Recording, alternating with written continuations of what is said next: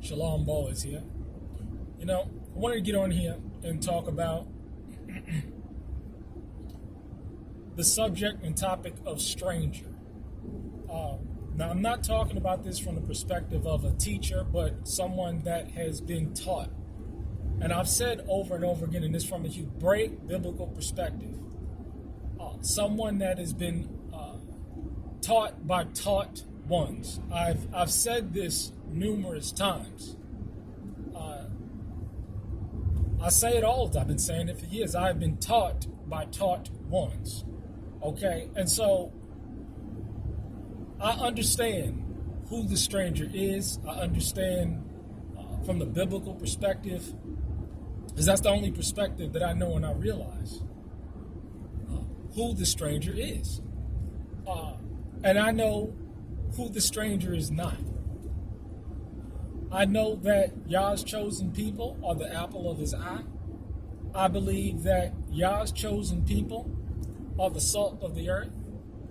I believe that Yah's chosen people are to be a light unto the Gentiles. And there's a specific reason why we should be a light unto the Gentiles. Because he needs us to show the world what it means to be holy, righteous, set apart, and to teach the Gentiles the law, statutes, and commandments. Because, see, you got to remember, again, Mizraim came out of Egypt, a mixed multitude. And it's sad to see when you read the stranger and how you're supposed to treat the stranger and how we're supposed to teach the stranger. So many people and so many false doctrines and doctrines out there that is outright rejecting the stranger.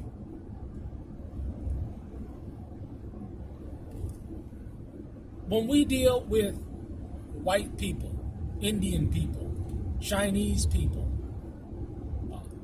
these are all people, these are the nations. We're supposed to be a light onto the nations. We're supposed to teach the nations what it means to be holy, because does it not say that Yah's going to judge the Israel first, and then he's going to judge the nations? I mean, I read this somewhere. All according to his righteousness. When we go into understanding, again, getting back to the Gentile, or the stranger. Keeping it on the surface, are we not supposed to honor all men? Are we supposed to not render honor when honor is due? Are we not supposed to do these things? Yes, I think we have, and I think we should. And I think that it's the honorable thing that if you learn something from somebody, that you have a relationship with somebody, that you can share ideas and concepts and again, quiet wisdom from somebody, those people should be honored, even amongst that of the Gentiles. Is it wrong to honor another man, especially if you have learned something from them? I mean, the scriptures clearly talk about let not your own but another man's lips praise you. It talks about giving honor when honor is due. And it shows about, again, lip being an example. I have, and throughout the years, I have been honored to meet and befriend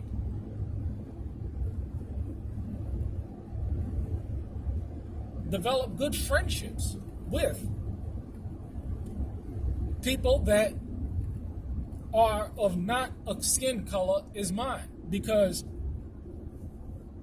you got to also remember that Yah judges the heart. Yah, know no man after the flesh, but after the spirit, and we all must be born again.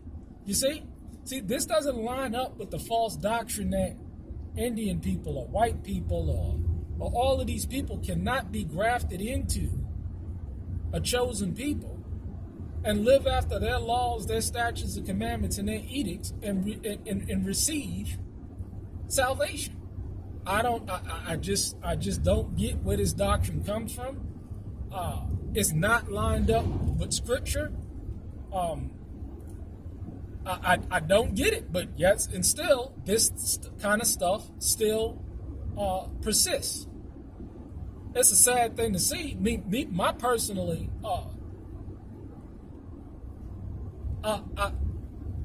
I've never believed this stuff, and I think I've said it vocally again that white people are not the devil.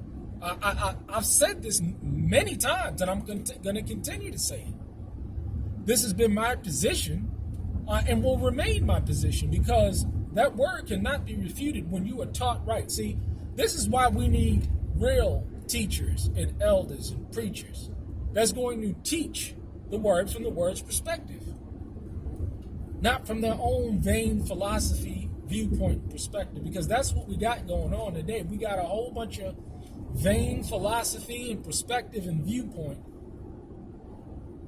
and these people don't even believe in the sun. You know why? You know why people, you can clearly tell if somebody believes in the sun by what they do and what they preach against and what they believe against. Anybody going against the book of Acts of Paul, you sure as hell know, or the teachings of Paul, you sure as hell know they ain't got the Holy Spirit. They don't believe in the Son, let alone reject the teachings at all. But neither here nor there. I show honor and respect to, I'll give you a good example. Pastor Joe Fox over there in Shofar Mountain.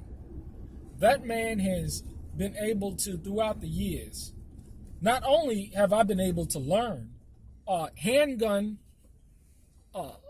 shot placement, how to hold and discharge my weapon, how to transition from my handgun to a firearm, to a rifle, how to correctly hold a gun, shoot a gun,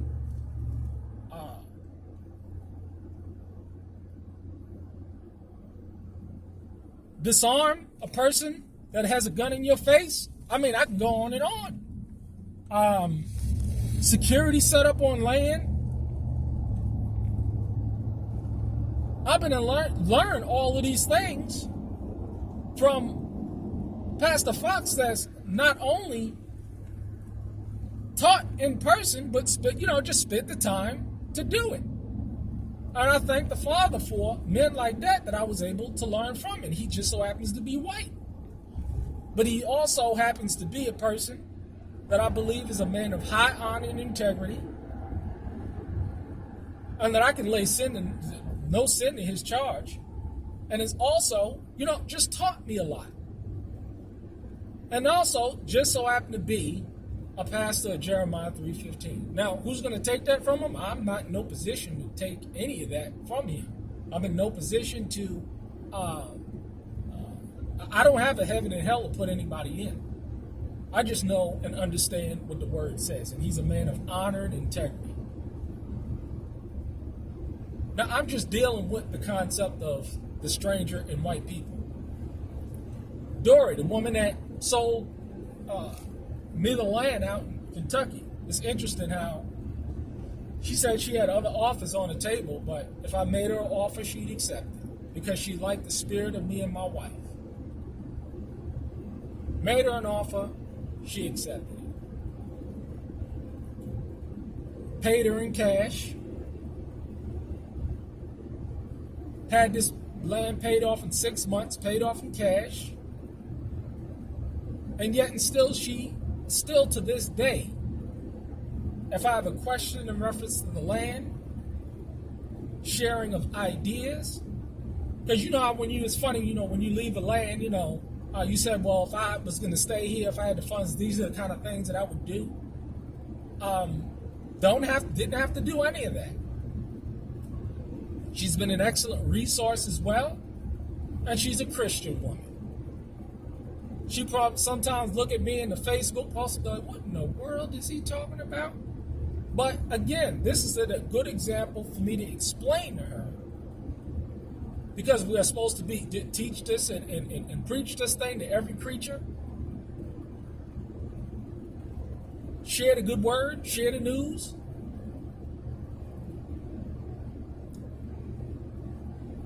So we have developed a great friendship. Whenever she's out here, she'll stop by. But if I'm out where she's at, I can always stop by, giving us notice, of course. But I honor and respect her as a woman. Does that mean that I look at the apple of Yah's eye any less? Absolutely not. Absolutely not. But it's sad to see. And I guess, people, you're going to believe what you want to believe, but you're going to have to pay for any false doctrines that you put out there. You're going to have to pay for teaching people that just because I can go on and on. Steve, it's interesting. Steve out there in Canada, and Sister Wenda.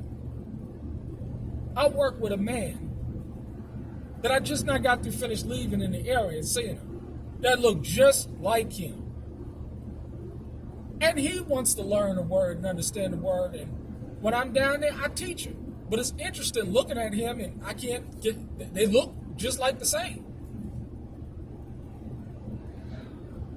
So am I going to withhold the word from him because he's a white person? It's sad. It's sad. Brother Richard, I can go on and on. I can go on and on about these white folks. But, it says at the same time how people of another nation is going to come in and make us jealous. It's a shame when you see people of another nation being more holy, righteous, and sanctified, and pure in heart, and men of honor and integrity than you do of your own people. I know, hey, it's a sad thing. I know a lot of people may disagree with what I said, and that's okay, that's fine. I hope whatever doctrine that you believe, whether it's in the dietary laws, or we should be vegan, or all this foolishness that ain't backed up by the word. I mean, it's just sad to see so many false doctrines out there and people eating this stuff up. It really is unfortunate, but hey, did the Messiah not speak that you'd have these spirits in the last days? Did not the Messiah tell you that it would be all these false doctrines that exist today? It was foretold about thousands of years ago. But you got to remember, he said, if folks don't preach according to this word, it's because there's no light in them. If they say anything contrary to what the apostles said, what the Messiah said, it's because there's no light in them. And you got folks today, they don't even talk about the apostle. They don't even read from the renewed covenant. They don't even too much mention the Messiah's name, whether it's Jesus or HaMashiach or Yeshua HaMashiach. That's the furthest thing from their mind. It's a damn shame. But many false doctrines out there. Have you been taught by taught ones? It's a shame. Nobody ain't been taught. These people that get up here with these strange doctrines, what that happens is they get up and they get a revelation in their mind. And they go and start preaching from that revelation, cherry picking the scriptures and warping, distorting the word to fit this new doctrine. And they got everybody believing it. And everybody running after it.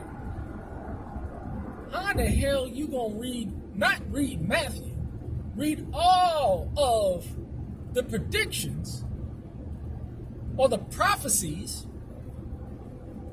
or the Amos, Joel, or Moses himself, who spoke of the Messiah?